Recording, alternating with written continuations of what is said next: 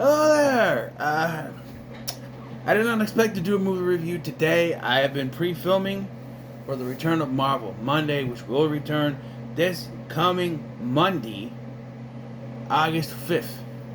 That's right. And it's going to be every Monday in August, September, and November, because October is Halloween Horror Month. So I'm just doing that. Yeah. But that's not what we're talking about.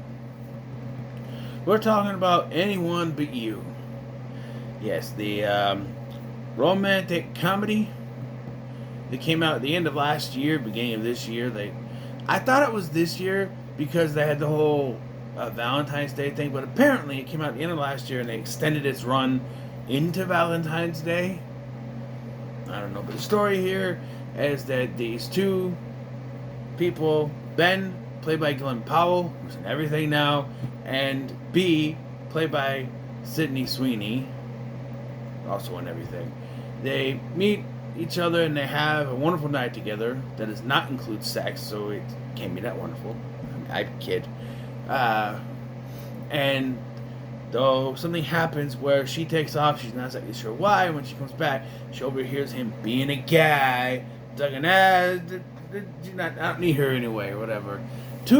Fast forward 2 years later, and they find out that they have a connection, as her sister's fiance's stepbrother is, or brother, stepbrother, whatever, is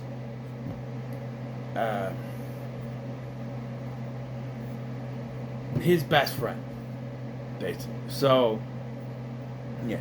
And then they're all invited to a wedding, their wedding, to the sister and her fiance. The women, it's a lesbian wedding. You know? It's cool. Love who you love. You know? It's a free country. And you go to another country anyway, but it's still free, I guess.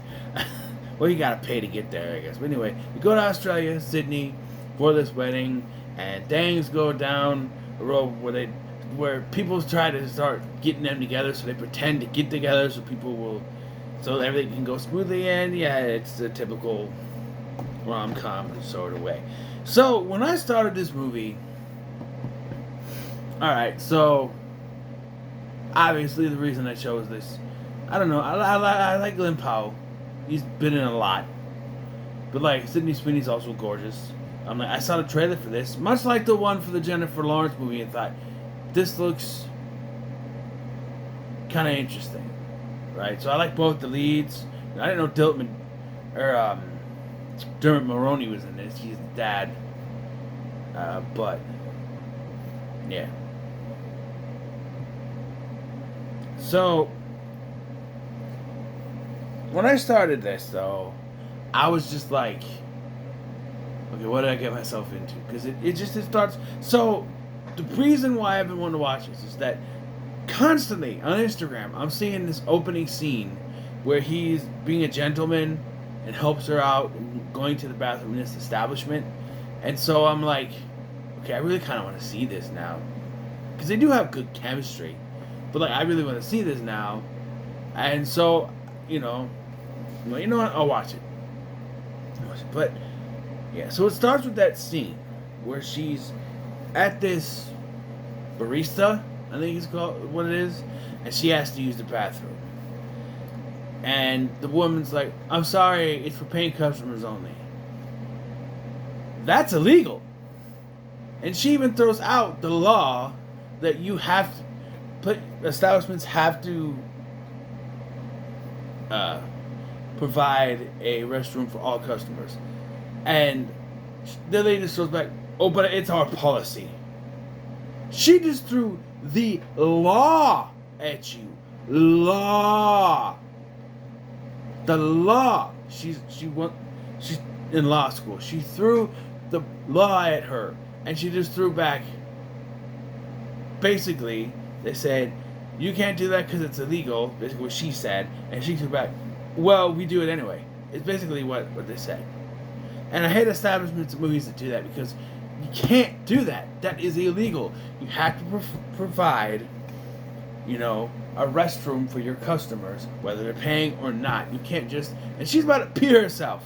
So, Ben, being gentleman that he is, pretends that it's his wife. I would have went with girlfriend, but And she's like, well, first of all, she's like, I'm going to buy this bread. Fine. She's like, the line's over there. It's a long-ass line. Really? You can't just check her out right there so that she can use the bathroom? You know that's why she's doing it. Come on. No, but he's a gentleman, and he said, you know what, you get your tea, and then I'll get the bread, and you can go to the bathroom. Okay, so far, so good. But then,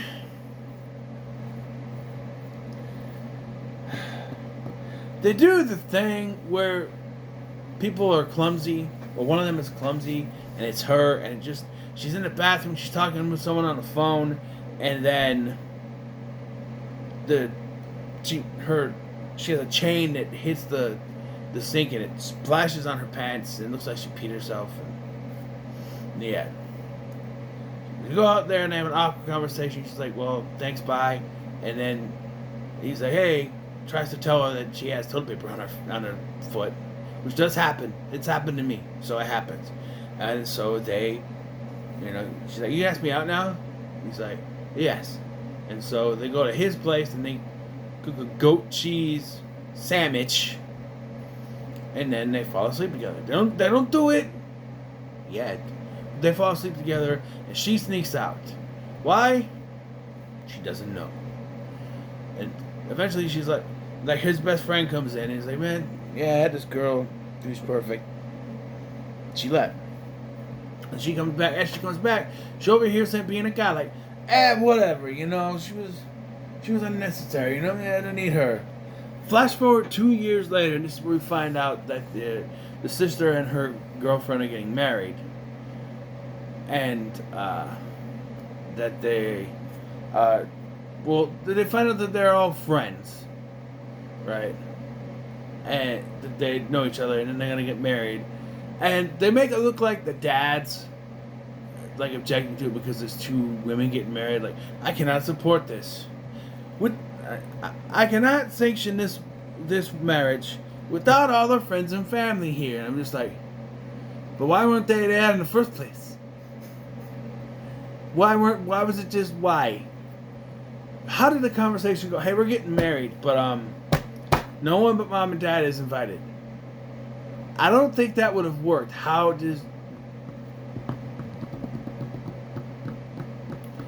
don't know how that works. Well, it turns out Ben and B are on the same flight, and we get more shenanigans because he's in business and she's in coach, of course, next to this old dude. And so she sneaks over to business to steal his cookie that he has because he said, "Oh, we got cookies up here, or whatever." So she goes to steal it, and while doing so, she accidentally hits the button on the seat that he's sleeping in. And he's asleep. And he's listening to I Am Unwritten, that song. I also saw the clip when they were on the red carpet or whatever it was, that they were singing that. Or some kind of thing where they brought her out. Natasha Bedingfield out. Unwritten. And then they sing the song and I'm just like, oh, I get it. Okay. I didn't catch it here, I caught it later, but he's listening to it. We find out what the deal is there, but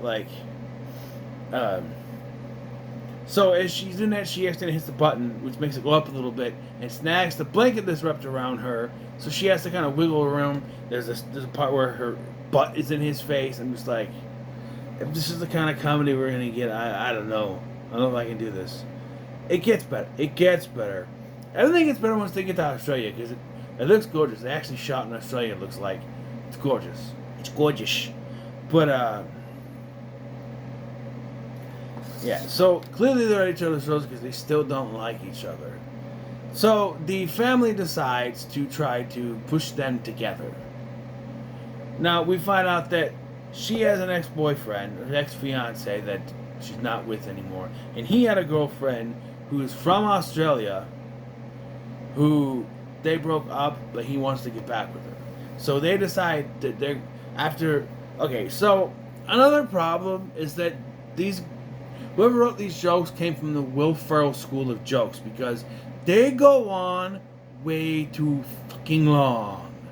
Like the bathroom thing didn't go too long. The whole she's stuck in her butt's in his face didn't go too long. But when the best friend and his stepdad, the Australian guy, are trying to pretend to have a conversation, talking about how B likes Ben while he's over there taking a shower. And it's one of those outside showers, like you go to a swimming pool, and you sometimes there's outside showers.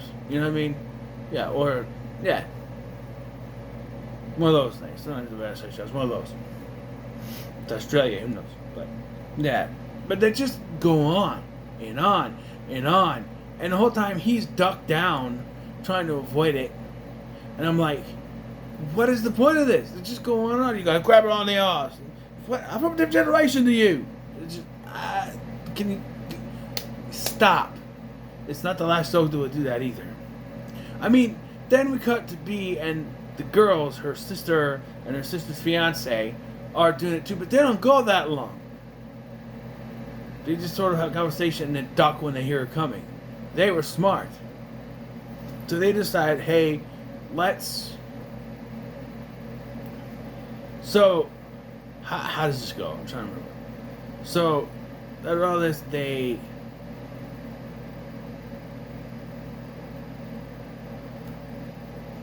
go swimming at some point, right? Or... No, that's later. They come up with this idea. That's when they're on the buoy that they decide to... No, that's later.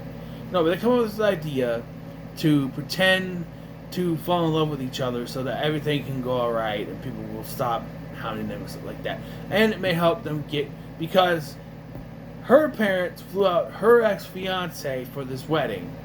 So now she kind of wants to get back with him. He wants to get back with Ben wants to get back with his ex. So they said they're going to use that to make them jealous and also to shut everyone up. So they do that. And it goes away. They go on this hike. This may be the one scene that I was just like, can we cut it off, please? Because it goes on forever. So they're hiking and they're standing at the top of this cliff. And they're looking at how beautiful it is. And so they got to pretend to be romantic. Put arm around each other. She's trying to snuggle up. And she's like, he's taller than she is. She's like trying to reach. And then like, okay, permission to grab your ass. Granted. So he does that and he keeps like patting it. I'm like, if you're going to grab it, grab on it. Let me ask you something. Did you smack that ass or grab and hold it? Oh, Fast and Furious. But like, he just keeps like hitting it or whatever, and I'm just like, I'm not that awkward with women. What is this? That goes on forever. You know what's worse? Like she decides to put her hand down his butt, and then, yeah. Or does he do that to her? One of the two. I think it's that one. That he tries to do it, but like he's not wearing underwear, and she is, because he's in a swimsuit. So, and then they find a spider in there because it's a freaking Australia. So he decides the best way to deal with this is to get completely naked, throwing his clothes off the cliff, and then now he's naked. By this point, everyone has walked away, and the best friend has found a koala, and everyone's staring at this koala while all this is going on. This started about the point that they were starting to grab each other's ass. And so no one was paying attention to any of this. Now he's naked and no one has nothing. So then she has to check to see if she has and she goes, he's like, well, that would have been easier for me, wouldn't it? Yeah. So now he has to wear her bottoms, but it just cuts after that. I'm like, you could have cut sooner. Like, way sooner. Like, the whole time, the guy's staring at the koala, I'm like... And then, I don't know what the best friend's problem is supposed to be. Oh, I'm just here, I'm standing here, I'm just like... Okay. But he is nice to her parents. Like we found out earlier that his mom taught him a lot of things. His mom passed away, and he can't swim, but like because there's a scene where they're swimming, and he can't really swim. You know, she's like you got like a 10-pack or a 10-pack. Her way of speaking, he just kind of throws me off sometimes. You got a 10-pack. You got like a 10-pack. You can't swim. And you know, speaking of someone, I can sort of swim, but now I can doggy paddle and stuff. I won't be able to catch up to people in the water. You know what I mean? Look at this. I'm fat, so I can't say much. But yeah, I don't know. So then it all comes to a head. Okay, so they go on this rehearsal dinner on a boat for some reason, and so they're in full force. Let's finish this. Let's, you know, they do a little dance thing, which is nice. They must have learned how to dance. And then she's like, "Let's do Titanic." And they go to the front of the boat, and the mast is what's going on the front of the boat. So let's Titanic this. So they do the thing, stretch it out, and everyone's like, because everyone up to the balcony to have like a toast, and they were up front, and everyone's like, so everyone could see them, like, aww, and that's when the other two are like, oh, like that's it, that you know, that's it, that's how the, and they're like, okay, they're not looking anymore. So he gets down, she falls into the water, so out of instinct he jumps in after her. Remember, he can't swim that well, so. They're all like, they see it happen and go, oh, turn the boat around. But then don't. Because then Harbor Patrol has to rescue them in a helicopter. As they're being taken up, though, I'm with you, brother. I'm with you. He's afraid of heights. I'm with you. I won't be able to do it either. And I don't have a comfort song like he does. Guess what it is? I am unwritten. Yep, that's the... That's the song. She starts singing it. He's like, he's like, I'm afraid of heights. But you were flying earlier. Yeah, I have a whole thing. I have the headphones. I have the mask, and I just listen to music. And she starts singing it, and he's like, I know my comfort song. And so it helps. They both start singing. The song plays. Yeah, it helps. Then they go back. They have another goat cheese sandwich, and then they get busy, have sex, do it. Yeah, it starts out like they have the sandwich, and then they start making out, hands on the thing, and it cuts them in the shower. Like, I'm like, okay, I get it. You were in the sea, so we're gonna rinse it off. By the way, her hair dries very quick because they're already back and it's pretty much dry. And then they go in the shower and it cuts to them having sex and her hair is dry. I'm just like, wow, she's got turbo dry on her hair. Speaking of some guy who don't have much up here, that must be like turbo dry, right? And yes, we do see them. It's very brief, but it's fine. And she has stated, Sydney Sweeney has stated that she's not going to stop doing nude scenes. That's fine. You know? That's fine. You got a body, you want to show it off? Do it. Go for it. You know? Nobody wants to see this. But she's a gorgeous woman. Show it off for all means. It's her body. Do what you want with it. You know? People are... Oh, why would you want to do that to yourself? There's nothing wrong with nude scenes in movies. Everybody acts like it's horrendous when someone does a nude scene, right? If you're comfortable with it, then that's fine, right? She's comfortable with it. I believe she's done it before for Euphoria, as I act like I haven't already looked up pictures. But, shut up! But, I gotta get up. I can't stop seeing them. Donald Trump. Donald Trump, Donald Trump, Donald Trump. Okay, I'm fine. Fine. I'm fine. So the next morning they wake up. So they have some conversation. She admits that when they're on the buoy waiting, she admits that she dropped out of law school, but she hasn't told her parents. And she admits that she broke up with her fiance, and this doesn't make any sense to me. It's like she had to break up, but they couldn't find a real reason. She broke up with him because everything was too perfect. Like, he's the perfect guy, but he broke up because she broke up with him because they never fought. How do you, okay, forget that that's the reason they broke up. How do you explain that reason to him? I'm sorry, we can't go out anymore because you're a perfect boyfriend, you're nice to me, and I don't like it. What? I'll be a dick? Come on. I don't know how you explain something like that. Yeah, so she when I wake up next morning, he leaves because she makes a comment after they're done, after they're done doing it, she makes a comment like she's made so many mistakes. Him thinking that was one of them, so he left. Everything goes down the toilet. Oh, I should also mention there is a scene. This is another joke that I didn't understand.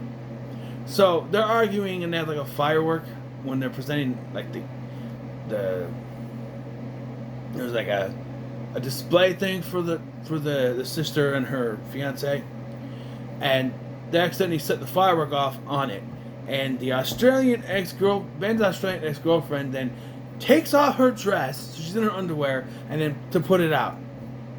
Really? Was there nothing else she could use to put it out but her dress? I don't understand that joke. I don't get it. They wanted to see this woman in her underwear. I don't. Also, when we first meet this woman, she's topless on the beach, and I'm just like, okay. Like, so there's two nude parts. That and the sex scene. The sex scene is fine. That's just tits for the sake of tits. Like, oh look, Margaret's here, and they look over, she goes, oh hi, and she just, there they are, and like, there's no reason for those to be out. They're nice, but there's no reason for them to be out. The sex scene works because it's them finally realizing that they have feelings for each other and consummating that. That's just a pair of tits in your face. I don't know. Now, I'm not against tits in movies, but there needs to be a point. Like, I understand if it was one of those mid-2000s unrated movies where there's just tits everywhere, but it's not. It's not even a raunchy comedy at all. It's a very well done romantic comedy with some minor issues, but that's why that feels so. I'm like, okay, are we? Because I saw that, I'm like, oh, okay, I guess we're in for some tits this movie. And then we don't see him again. We don't see any more until that sex scene, and that's it. And I'm just like, so why was that there in the beginning? Why was she topless? There's really no point to it.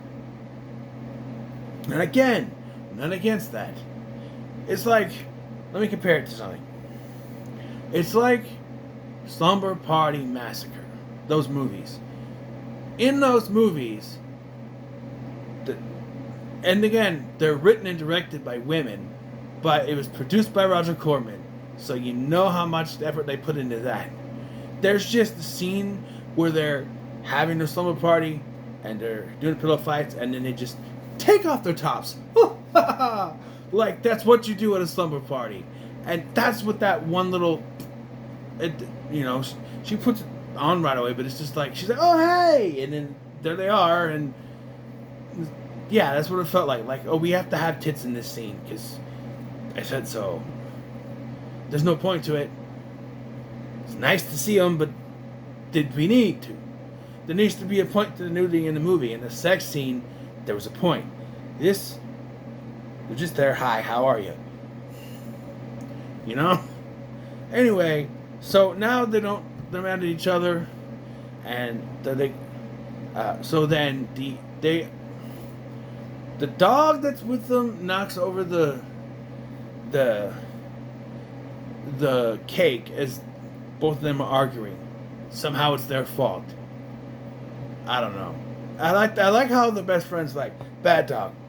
I mean, good dog, because you ended that shit. But read the room, man. But learn to read the room, man. I like that. I like him. It's funny. So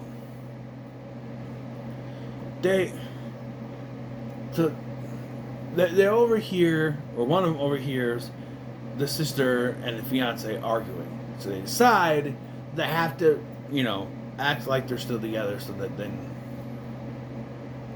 act like they still like each other so that the wedding goes smooth. And it does.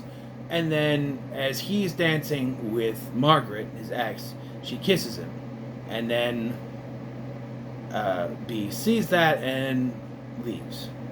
Now, I should mention that earlier when they were on the buoy, they made a date to go see the Sydney Opera House, which would be lovely to look at. But, yeah, so she takes off. This confused me too. So, she kisses him. Margaret kisses him. He's like, you know what? I wanted this.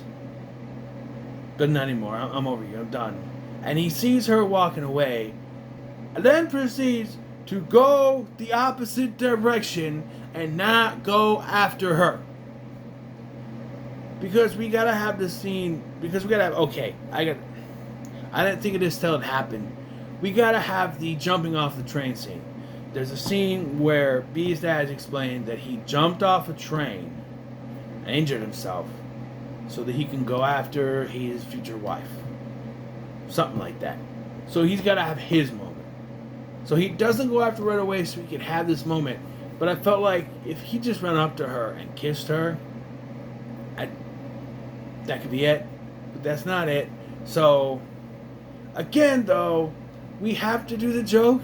The best friend and his stepdad are again doing that. He's like, guys, come on, stop. I'm like, thank you. Thank you. Thank you, thank you, thank you. So he decides he's going to go after her. And he's like, I gotta jump off a train. And the dad's like, yeah. So he jumps off the cliff they're on into the ocean. He does that. He says, call the Coast Guard or whatever it is. And so they pick him up in a helicopter. I do like that just before it cuts, he starts singing the song again. I am He said, take me to the Sydney Opera House, please. I got a favor to ask. So he gets dropped off at the Sydney Opera House, runs up to her, they make up, they kiss. With a laddie, right? So then it cuts back to the wedding. And they're dancing, and then Unwritten plays over the race. Like, they start singing, and everybody starts singing. It's like, I know my comfort song. How does everybody know my comfort song? Everybody knows Unwritten, my man. But yeah, they're together now, and then the movie ends with cutting to different parts. I gotta think this was tedious to do, because in multiple points in the movie during scenes, they have them, whether in different places, singing this song. So I gotta think that they're like, okay, we'll shoot this scene. Okay, good. Now we gotta do the sing Goofy and sing the song. How many times did they have to sing the full song? Because it cuts to different parts of the song in those places. So, you gotta think. Yeah, there's one time he's underwater. Yeah. But yeah, that's how it ends. And I'm gonna say it's pretty good. I'll say it's a low pretty good. Some of the jokes don't hit right, but I enjoyed it. But when it started, I was just like, I don't know about this.